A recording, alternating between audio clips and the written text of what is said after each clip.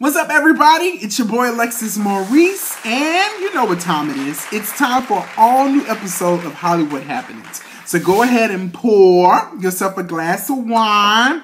Tonight, I done got started a little bit, but I'm drinking on some Barefoot Riesling. I know, it's the cheap shit, but we about to have some cheap talk. So go ahead and pour yourself a glass of wine. Ladies, put on some lipstick. Fellas, get your chapstick, lip balm, whatever you got going on. Pull up a chair because we are about to discuss all things 2016 Grammy Awards. Now, before I take my first sip and before you take your first sip, well, better yet, while we're taking our first sip, make sure you go ahead and like this video on YouTube. Make sure you subscribe to the channel. And I also need you to go ahead and comment. Let me know how you feel as we're talking about the Grammy Awards. Also, make sure you share this video on Facebook, Instagram, Twitter, Snapchat, all of that stuff. Because, you know, I'm trying to come up. All right? So let's go ahead and take this first sip and let's get into this show.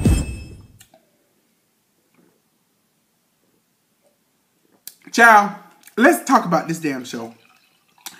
I done drunk one whole glass of wine already. Let me tell y'all, this year's show, the Grammys this year, was probably the boringest. Yes, I said it, the boringest. I don't even know if that's the word, but the boringest show I have seen in quite some time. The shit just wasn't hitting on nothing. It was dry. Really dry. I had to go get me some lube and extract some things, some bodily fluids out of me because I was just so damn bored during this year's show.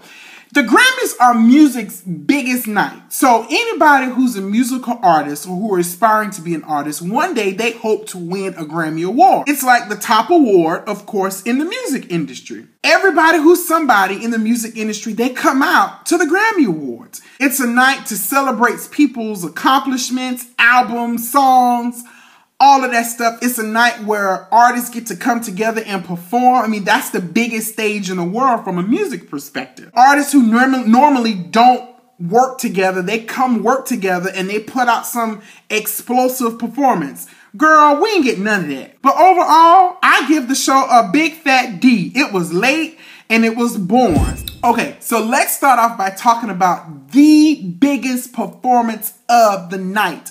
Who does it go to? Drum roll, please. Rihanna, because her ass didn't even show up. That's right. She ain't call. She ain't send no text message. She ain't send no email. She ain't send no message on the ground. Rihanna ain't do shit. She sent us a tweet and said, "I'm sorry, loves, I ain't gonna be there tonight." So let me just go ahead and give y'all the backstory. See, what had happened was Rihanna was supposed to perform at the Grammy Awards this year. She was supposed to perform one of her new songs off that album, Anti. I think the song was Kiss It Better or something like that. So she was supposed to perform that song, but her doctor was like, "Nope. Hell no, you ain't performing. Sit your ass down somewhere. You need to sit around and think about and regroup anyway about this album that you got going at Beyonce and put your ass to shame." But anywho, the doctor was like, "No, you were not performing." So Rihanna has been battling some kind of nasty infection in her throats, y'all. And her throats and her vocal box, her vocal cords. I don't know how you get an infection up in your throat or whatever, but she got an infection up in her throat. She was taking antibiotics. She was trying to get better, but her doctor was like, "No, girl, sit your ass down somewhere."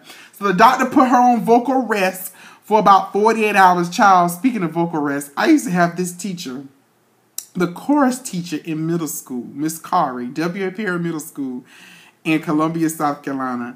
How you the damn chorus teacher, but I'm on vocal rest. I'm on vocal rest. Miss Kari used to be on vocal rest all the time. We in chorus class and we trying to sing, but she can't teach us the part because she on vocal rest. I just thought that was the craziest thing in the world. A teacher, a chorus musical teacher that's on vocal rest all the time. But when it was time to tell us to sit our ass down, she had enough strength in her vocal box at that moment where she can say, "Sit your ass down and sit down somewhere." But shout out to Miss Kari. But anywho, let's talk about, Rihanna. The doctor was like, "No, girl, you cannot perform, so you just need to sit down."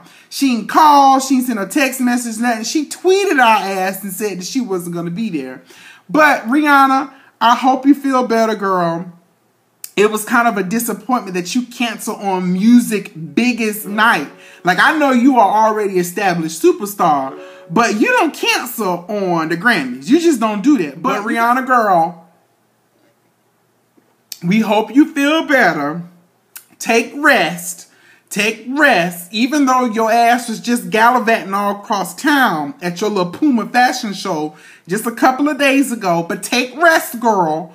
Rest in vocal cords, because we don't want your vocal cords. We don't want your throat hemorrhaging all over the place, girl. So just take rest. And maybe next year you can come to the Grammy Awards and not punk out because Beyonce was there.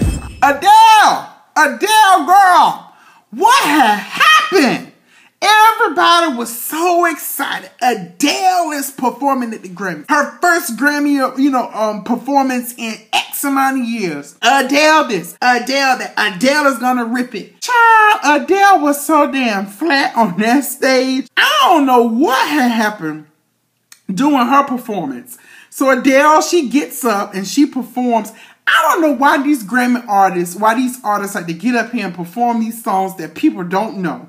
Now, granted, people buy the album or whatever, and true Adele lovers, they know all the songs. But girl, don't get up on the stage and start singing shit that we don't know. Sing the songs that we know the words to so we can sing along with you. You should have just said, "Hello, it's me. I was wondering if something at your feet to come over everything." I don't think them the words, y'all. But anyway, Adele, sing the songs that we know. Your ass got up there and you started singing a song that all of us didn't know, and you was crackling, snap, crackle, pop. Girl, you sounded a hot ass mess. You was up there yelling and screaming, and then after it was over, she said something about the piano microphone fell out or something like that. She couldn't hear. It was too loud. Girl, I don't know. Excuses are tools of the incompetent, okay? I ain't calling you dumb, girl, but that's what you get for singing that song that none of us know. If you just would have sung Hello, we could have sung along with you. When people fuck up, when people mess up, when they're performing, what y'all sing the song, audience, or whatever. We just would have said, "Hello from the other side." We could have sung with you, but you ain't do that, girl. You sang some song that we didn't know. But Adele, it's okay, girl. We all mess up from time to time, even the greatest. Beyonce almost fell at the Super Bowl. She almost fell. She didn't fall or whatever, but she almost fell. But she did fall before when she was doing Ring the Alarm somewhere, and she just fell on down the little stairs. Michael Jackson hair caught on fire. Janet Jackson boo pop out. I mean, shit happens. So don't beat yourself up about it, girl. It happens to the best of us. But I will say this. Whoever was working the audio at the Grammys, more than likely, this will probably be your last book event for your entire life. The audio system was terrible the entire night. The microphones kept going out. People was talking. You couldn't hear anything. It would be loud at one moment, then it would be so soft the next moment. I'm confident that Adele went backstage and cussed all their asses out for messing up her performance. There was like, she was even like fighting back tears, or she was crying or something like that, because, it just wasn't working out for her. But whoever worked the audio, y'all need to be fired. You don't even need to collect a check. Y'all don't even need to get a check. I'm with Donald Trump on this shit. He was somewhere campaigning out or whatever. His microphone was going out or whatever. He was like, whoever these people, they will not get paid. You will not get a check from me. Justin Bieber ass was up there skipping and hopping all across the stage, missing all kind of notes. Child, he ain't land nowhere near them notes. But I would have to say the best performance of the night goes to Kendrick Lamar. Kendrick Lamar's performance was an example of when the lyrics matches the performance. When the lyrics matches the performance with a message. Not that you up and you twerking and popping. Again, catch the shade. Kendrick Lamar's performance was an example of when the lyrics match the performance and you're actually making the statement. If people thought that Beyonce's performance, really made white people mad, I can just imagine how uncomfortable some white people felt about Kendrick Lamar's performance. I mean, he was talking about racial inequality. He came out in handcuffs, so he was talking about the unfair treatment of blacks, I guess, you know, in the prison system. Black imagery with the continent of Africa in the background, Black Power, with, you know, Compton written in the middle of it. He had different, you know, African dance, you know, routines, different things.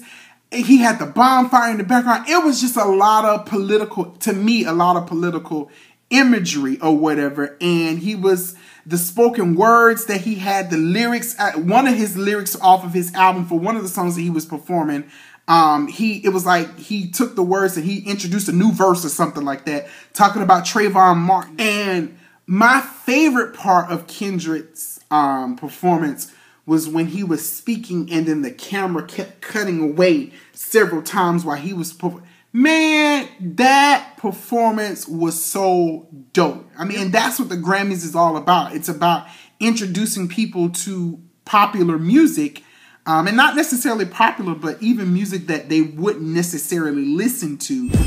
So let's talk about the Grammy musical tributes of the night as well. So we got legendary blues artist B.B. King. There was a tribute to him. There was a tribute by Lady Gaga to David Bowie. Another musical genius. Lady Gaga can do anything, like anything. She can do anything. Then we had one of Glenn Frey from the Eagles. Then they recognized Lionel Richie. I love when Lionel Richie sings All Night Long. I love that song. But Tyrese Demi Lovato, oh my God, she killed it. So musical tributes, and then they had the musical tribute to Natalie Cole. Psych. The Grammys didn't even have the decency to do a tribute to Natalie Cole. Natalie Cole is what, a 9-time Grammy Award winning artist. I think she's been nominated like over 20 times, 21 times.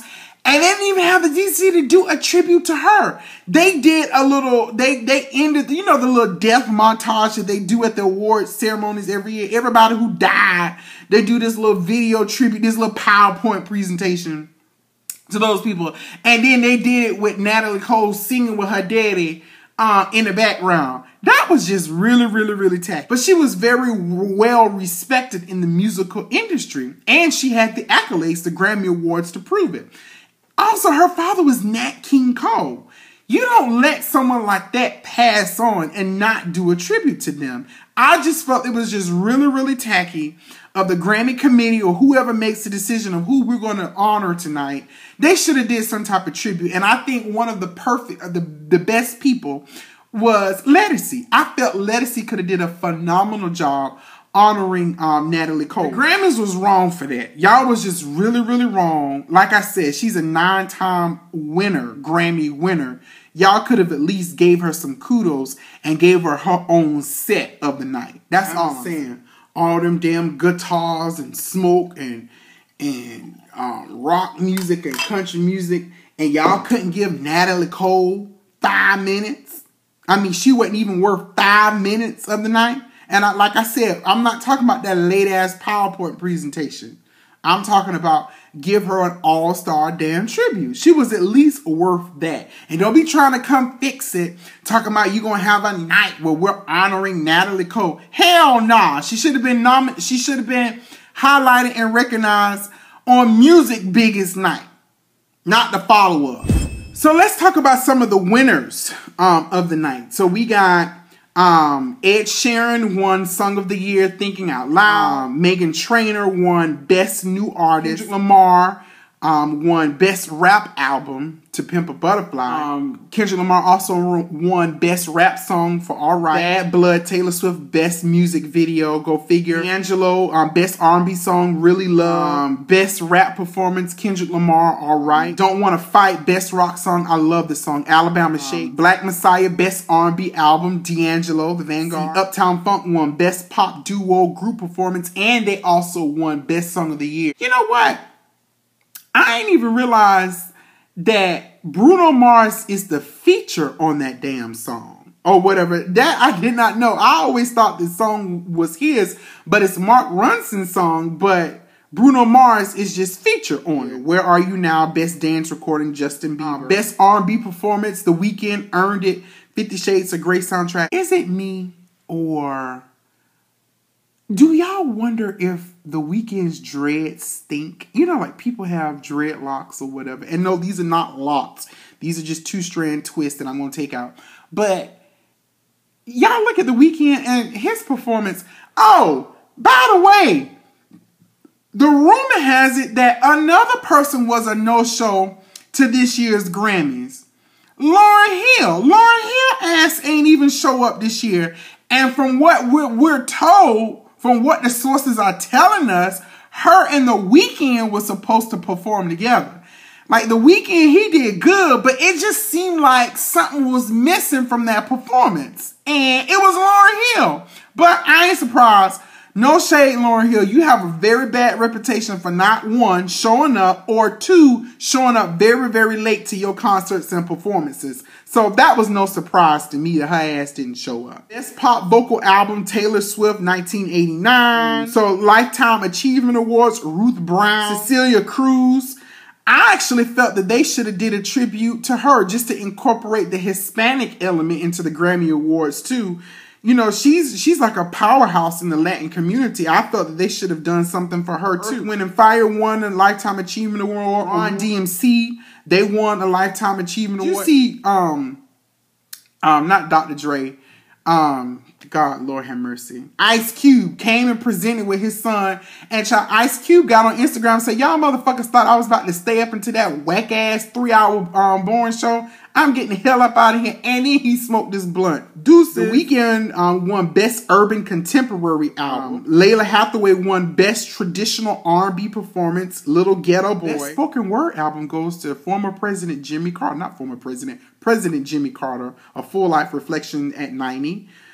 Spoken Word Album. So shout out to him. The Best Gospel Album went to Israel New Breed covered Alive in Asia. And Kirk Franklin won Grammy Award for Best Gospel Performance. Beyonce. Now girl, you came, your ass probably showed up to the Grammy Awards just in time to present Song of the Year. You came, you presented, and you left. Now Beyonce, girl, you tried it. Now, you know that damn show was boring as hell. You could have came out and gave us a twerk or a little something. You came out there all angelic in your white hair pulled back or whatever, and you come out there struggling to read the teleprompter. No shade. But you came out and you announced the award and then you left. Bitch, you could have gave us a little line or something. You could have gave us Formation Remix, a little twerk, little Janet Jackson tribute. You could have gave us a little something, girl. You know them award shows was boring as hell. Me damn sick. Shoot. But honey, child. The GAG Award goes to Miss Taylor Swift, honey, because she served Kanye West's ass up. Okay? So Taylor won Best Album. No surprise there. But she won Best Album for 1989. It's a pretty decent album. I like it. But Taylor gets on stage and she says this. Let me take me a sip of wine before I begin. She says, I want to thank fans for the last 10 years and the Recording Academy for giving us this unbelievable honor. ... As the first woman to win Album of the Year at the Grammys twice, I want to say to all the young women out there are going to be people along the way who will try to undercut your success or take credit for your accomplishments or your fame.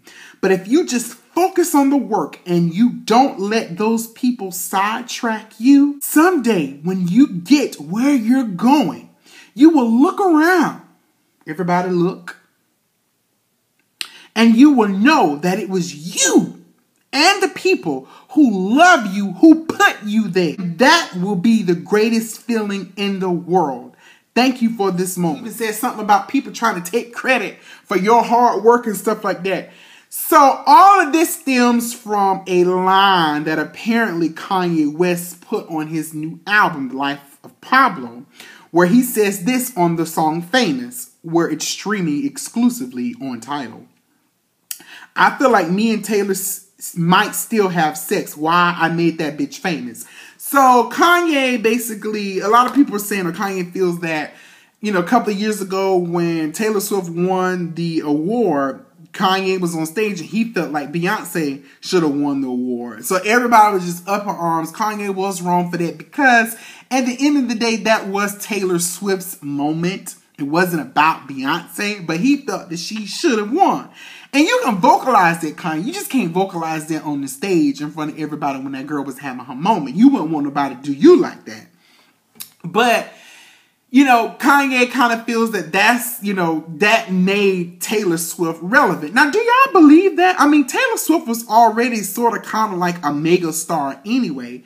But do you think that that comment or that interaction on stage catapult Taylor Swift into another stratosphere, into another realm? I mean, I think for black people who probably didn't know who Taylor Swift was, which I don't understand how you didn't know who she was. You had to be living up on a rock. But if you didn't know who Taylor Swift was, people find out who she was because why did she win? And this person is Kanye is saying that Beyonce should have won or whatever. But that's what a lot of people are saying, that that's what Taylor Swift's comments came from. Now, according to Kanye, she knew about the lyric. You know, according to Taylor's sources, they knew about it, but they didn't know to the extent of what he was actually going to say. They've been kind of unofficial, official friends for the last couple of years since that incident. Kanye West has apologized in some Kanye fashion to her, and they've managed to keep some type of association. But we don't know, child, what's going on with that friendship. I don't know if they frenemies now, or they just straight enemies, because Taylor Swift sure enough shaded his ass. But overall, those are the highlights from the Grammys. Now, I got this one last thing to say, that I'm going to lay down and go about my business. Stevie Wonder. Now, you are definitely an icon. I love you. Sing your music. You're dope, basically. But Stevie, honey, dude, let them dreads go. Like, I was looking at the screen, and I was just like, all I see is head, and more forehead. But you got, like, these 5 dreadlocks in the back of your head. Stevie, let them go. Whoever is Stevie's stylist, y'all need to be fired. And Stevie's children, y'all wrong for even letting y'all daddy come out the house looking like that. His whole team and stuff like that. Cut them damn dreads off the back of Stevie Wonder's head. Now, we know he can't see it. He can't see how he look or whatever. And I don't know. I mean, is he feeling the clothes and be like, oh, that shit is hot? I mean, I ain't trying to be funny. I know he's an OG. But, y'all, do something with that man's head. Don't let that man come out here looking like that with that head anymore. Cut them damn dreadlocks off in the back of Stevie Wonder's head. It ain't up but 5 of them left back there. That's all I'm saying. I'm making a public appeal. Please don't make me start a petition to do this. I don't want to be disrespectful. I don't disrespect older people. But cut them dreads off that man's head, please. Just please cut them off. But that's all I have for tonight's episode of Hollywood Happenings. Hope you guys enjoyed again. Don't forget to like, comment, share, all of that good stuff, because you know I'm trying to come out. Holler at y'all later. Bye.